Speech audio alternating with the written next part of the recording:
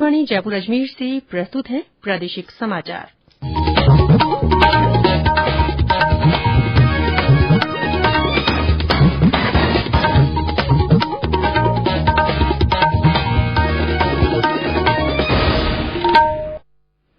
मुख्य समाचार। देश में कोविड मरीजों की संख्या में लगातार कमी। पिछले 24 घंटों में 2 लाख से कम मामले सामने आए। प्रदेश में कोरोना रिकवरी रेट में सुधार। 12 जिलों में रिकवरी रेट 90% से ऊपर हुई।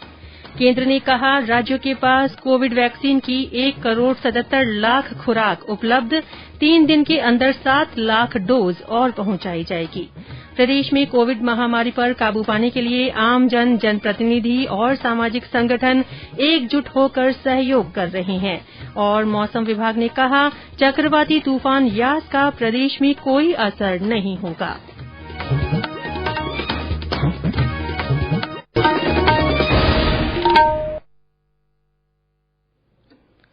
समाचारों के साथ मैं रितिका गुप्ता। कोरोना संक्रमण को देखते हुए श्रोताओं से अपील है कि लापरवाही न बरतें। सभी एहतियाती उपायों का पालन करें और पहला टीका लगवा चुके 45 वर्ष से अधिक उम्र के लोग सही समय पर दूसरा टीका लगवाएं। 3 आसान उपायों का पालन करें और सुरक्षित रहें। मास्क लगाएं, 2 गज की सुरक्षित दूरी बनाए रखें, बार-बार हाथ धोएं और साफ सफाई रखें। और अब समाचार विस्तार से। देश में कोविड मरीजों की संख्या लगातार कम हो रही है और संक्रमण से स्वस्थ लोगों की संख्या तेजी से बढ़ रही है। आज लगातार 12वें दिन संक्रमण से स्वस्थ लोगों की संख्या दैनिक संक्रमित लोगों से अधिक रही। पिछले 24 घंटों में 3,26,000 कोविड रोगी ठीक हुए, जबकि 1,96,427 लोगों में संक्रमण की पुष्टि हुई। संक्रमण मुक्त होने की राष्ट्रीय दर में और सुधार हुआ है। ये 89.26% हो गई है। लगभग 40 दिन बाद दैनिक मामले 2 लाख से कम हो गए हैं। इस बीच राज्य में कोरोना संक्रमित केसों में लगातार कमी आने के साथ साथ रिकवर मरीजों की संख्या में भी तेजी से इजाफा हो रहा है। इससे अस्पतालों में ऑक्सीजन और बेड की मारामारी खत्म हो रही है।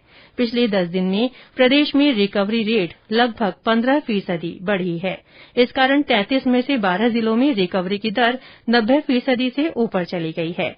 24 मई को सक्रिय केस घटकर 99,000 पर आ गए और रिकवरी रेट 88% से भी ऊपर चली गई। इस बीच पिछले 24 घंटों में जयपुर जिले में 832 लोगों में कोविड संक्रमण की पुष्टि हुई है। केंद्र ने पिछले 4 दिनों में राज्यों और केंद्र शासित प्रदेशों के लिए फंगस रोधी औषधि एम्फोटेरिसिन बी की 43,000 से अधिक शीशियां आवंटित की है। केंद्रीय रसायन और उर्वरक मंत्री सदानंद गौड़ा ने बताया कि सरकार सभी आवश्यकताओं को पूरा करने के लिए फंगस रोधी औषधि के उत्पादन में तेजी ला रही है। उन्होंने बताया कि बढ़ती मांग को देखते हुए राज्य और केंद्र शासित प्रदेशों को एम्फोटेरिसिन बी की 19,420 शीशियों की आपूर्ति की गई है। अजमेर के जवाहर लाल नेहरू अस्पताल में कोरोना संक्रमण से प्रभावित बच्चों के लिए 20 बेड का एनआईसीयू और 50 बेड का नया आईसीयू बनाया जाएगा। इसके साथ ही 18 साल से कम उम्र के बच्चों के लिए अलग से वार्ड तैयार होगा। जिला कलेक्टर प्रकाश राज पुरोहित ने बताया कि इन बेड्स पर सेंट्रल ऑक्सीजन सिस्टम लगाया जाएगा। उन्होंने बताया कि बच्चों के लिए वेंटिलेटर, इन्फ्यूजन पंप, मॉनिटर और अन्य उपकरण खरीदने के आदेश दे दिए गए हैं। इस बीच जेएलएन अस्पताल में ब्लैक फंगस के मरीजों के लिए भी 30 बेड रिजर्व कर दिए गए हैं। उधर भरतपुर में चिकित्सा विभाग ने ब्लैक फंगस यानी म्यूकरमाइकोसिस महामारी को देखते हुए चिकित्सकों और आमजन को जागरूक करने के लिए वीडियो जारी किया है। डॉक्टर विवेक भारद्वाज ने वीडियो के माध्यम से ब्लैक फंगस के लक्षणों और बचाव के बारे में विस्तार से जानकारी दी। अभी हम कोरोना की सेकेंड फेज से गुजर रहे हैं। सेकेंड फेज खत्म नहीं हुई है, लेकिन इस दौरान म्यूकरमाइकोसिस के केसेस आने शुरू हो गए। यह एक फंगल इन्फेक्शन है जो कि पेशेंट की इम्यूनिटी सप्रेस होते ही उसमें डेवलप हो सकता है। तो इसका क्या रोल है कि म्यूकरमाइकोसिस केसेस के इंसिडेंस डिक्रीज कर सकते हैं। नंबर 1 उसमें है कि लिमिटेड यूज ऑफ स्टेरॉइड्स। माना गया है कि शुरू के फर्स्ट वीक में वायरस का रिप्लिकेशन होता है। उस फेज में यदि हम स्टेरॉइड यूज करते हैं तो वायरस रिप्लिकेशन और तेजी से बढ़ता है, जिसकी वजह से पेशेंट की इम्यूनिटी सप्रेस होती है और प्रोग्नोसिस पुअर हो सकता है। In the second week patient में इन्फ्लेमेशन होता है। इन्फ्लेमेशन बॉडी के कई ऑर्गन्स में होता है। उस टाइम में स्टेरॉइड की जरूरत हो सकती है, लेकिन स्टेरॉइड हर पेशेंट को नहीं दिया जाना चाहिए। माइल्ड केसेज में it is not indicated. In moderate severe cases, critical cases में स्टेरॉइड दिया जा सकता है जब उसकी ऑक्सीजन रिक्वायरमेंट। केंद्र सरकार की ओर से कोरोना के प्रति जागरूकता लाने के लिए जन आंदोलन चलाया जा रहा है। इसी के तहत आकाशवाणी जयपुर के समाचार बुलेटिनों में प्रसारित की जा रही विशेष श्रृंखला जनता का संदेश, जनता के नाम में सुनिए हमारे श्रोता का संदेश। दोस्तों, मैं गांव जेसला, तहसील फलोदी, जिला जोधपुर से राजाराम जौहर बिश्नोई बोल रहा हूँ। कोरोना की दूसरी लहर अत्यंत खतरनाक है, इसीलिए अपने घरों में रहे, सुरक्षित रहे, 2 गज की दूरी बना करके रखे, मुंह पर हमेशा मास्क पहने और साबुन या सैनिटाइजर से बार बार हाथ साफ करते रहे। जय हिंद, जय भारत। हमारे अन्य श्रोता भी कोरोना जन जागरूकता आंदोलन से जुड़ सकते हैं। जो लोग कोविड टीका लगवा चुके हैं वे भी अपना संदेश भेज सकते हैं। इसके अलावा मास्क पहनने, व्यक्तिगत स्वच्छता और साफ सफाई पर जोर देने वाला संदेश भी रिकॉर्ड कर या टाइप कर हमारे व्हाट्सएप नंबर 9414052368 पर भेजे जा सकते हैं। चयनित संदेशों को आगामी बुलेटिनों में शामिल किया जाएगा। ये समाचार आकाशवाणी जयपुर अजमेर से प्रसारित किए जा रहे हैं। समाचार अभी और भी हैं, उससे पहले कोरोना जागरूकता संदेश। खुद को इससे दूर रखना, सोच समझ कर खुद परखना, भीड़ भाड़ होकर यार बाधा, मास्क सदा चेहरे पे रखना, ओ आपस में 2 गज की दूरी रखनी है, समय जरूरी। प्रादेशिक समाचारों में फिर से आपका स्वागत है। केंद्र सरकार ने कहा है कि राज्यों और केंद्र शासित प्रदेशों के पास अब भी कोविड वैक्सीन की 1,77,00,000 खुराक उपलब्ध है। स्वास्थ्य मंत्रालय ने बताया कि राष्ट्रव्यापी टीकाकरण अभियान के तहत सरकार राज्यों और केंद्र शासित प्रदेशों को निःशुल्क कोविड टीके उपलब्ध करा रही है। अब तक उन्हें 21,89,00,000 से अधिक डोज उपलब्ध कराई जा चुकी है। मंत्रालय ने बताया कि राज्यों और केंद्र शासित प्रदेशों को और 7 लाख डोज 3 दिन के अंदर पहुंचा दी जाएगी। इस बीच देश लगभग 20 करोड़ कोविड टीके लगाने की बड़ी उपलब्धि हासिल करने के करीब पहुंच गया है। अब तक 19 करोड़ 85 लाख से अधिक टीके लगाए गए हैं। प्रदेश में कोविड महामारी से बचाव के लिए प्रशासनिक प्रयासों के साथ ही आम जनता, जनप्रतिनिधि, सामाजिक संगठन और अन्य संस्थाएं लगातार काम कर रही हैं। इसी कड़ी में झुंझुनू के 9 संगठनों की ओर से तैयार किए गए कोविड केयर सेंटर का आज जिला कलेक्टर यूडी खान ने निरीक्षण किया। उन्होंने बताया कि इस सेंटर को कल से शुरू किया जाएगा। इस सेंटर में 30 ऑक्सीजन बेड है। जिला कलेक्टर ने अन्य संगठनों से भी ऐसे सेंटर तैयार कर उनकी संचालन की जिम्मेदारी लेने की अपील की है। झुंझुनू में 3 डॉट स्कूल है। इन्होंने अपनी तरफ से 30 बेड तैयार करके और एक अच्छा हॉस्पिटल बनाया है।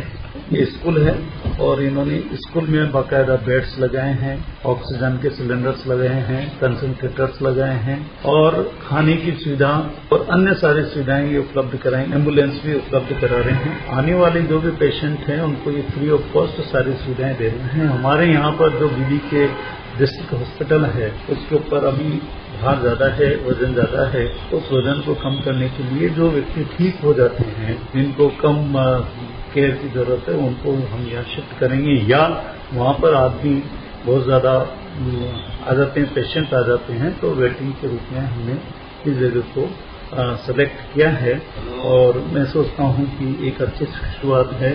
इस तरह के और अन्य भामाशाहों से हमारी अभी बात चल रही है। जिला प्रशासन उनके साथ है, बाकायदा उनकी पूरी मदद करेगा।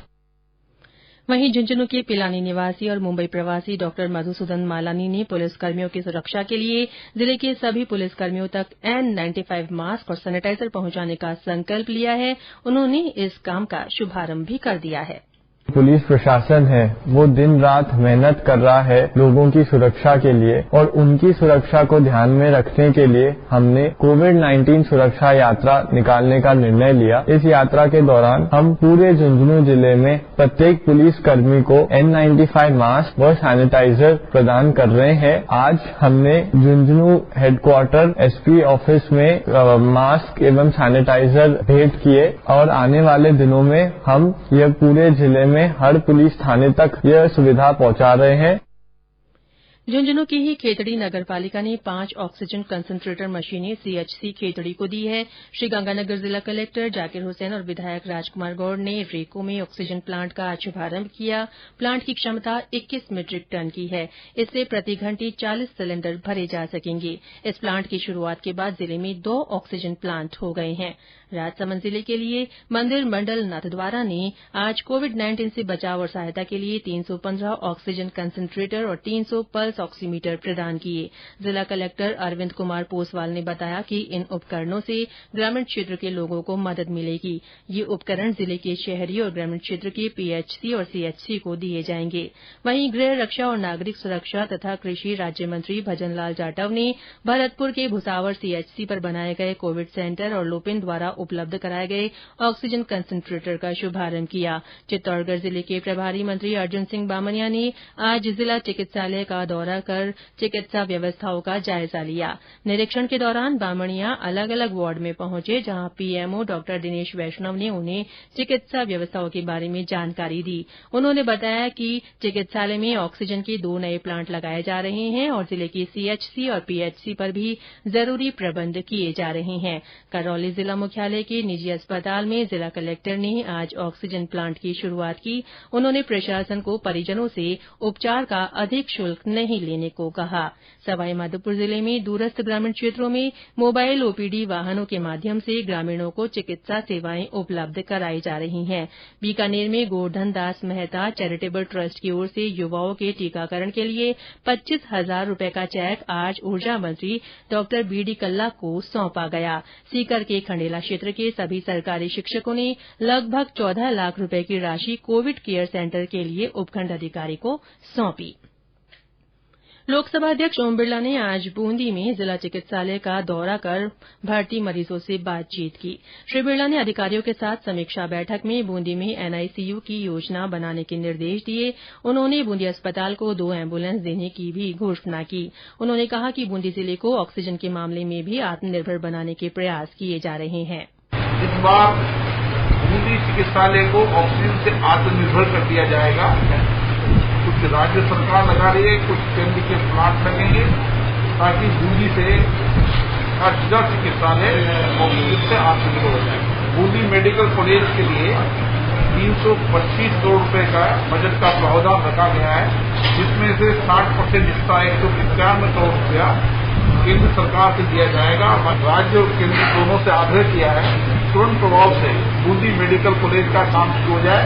अन्य सामाजिक संस्थाओं से, सीएसआर से, अन्य लोगों के सहयोग से हमारी कोशिश है कि बूंदी को हम चिकित्सा इंफ्रास्ट्रक्चर मजबूत कर सकें और कोरोना संक्रमण होने पर उसका ठीक से इलाज करें। प्रदेश में तेज गर्मी से ज्यादातर स्थानों पर अधिकतम तापमान में बढ़ोतरी दर्ज की गई है। मौसम विभाग ने कहा है कि आगामी 3-4 दिनों में प्रदेश में मौसम शुष्क रहेगा। तापमान में 2 से 4 डिग्री की बढ़ोतरी होगी। विभाग ने कहा है कि बंगाल की खाड़ी में चक्रवाती तूफान यास का राजस्थान में कोई असर नहीं होगा। और अंत में मुख्य समाचार एक बार फिर। देश में कोविड मरीजों की संख्या में लगातार कमी हो रही है। पिछले 24 घंटों में 2 लाख से कम मामले सामने आए हैं। प्रदेश में कोरोना रिकवरी रेट में सुधार हुआ है। 12 जिलों में रिकवरी रेट 90% से ऊपर हो गई है। केंद्र ने कहा है कि राज्यों के पास कोविड वैक्सीन की 1,77 लाख खुराक उपलब्ध है। 3 दिन के अंदर 7 लाख डोज और पहुंचाई जाएगी। प्रदेश में कोविड महामारी पर काबू पाने के लिए आमजन, जनप्रतिनिधि और सामाजिक संगठन एकजुट होकर सहयोग कर रहे हैं। और मौसम विभाग ने कहा है कि चक्रवाती तूफान यास का प्रदेश में कोई असर नहीं होगा। इसी के साथ प्रादेशिक समाचार बुलेटिन समाप्त हुआ। नमस्कार।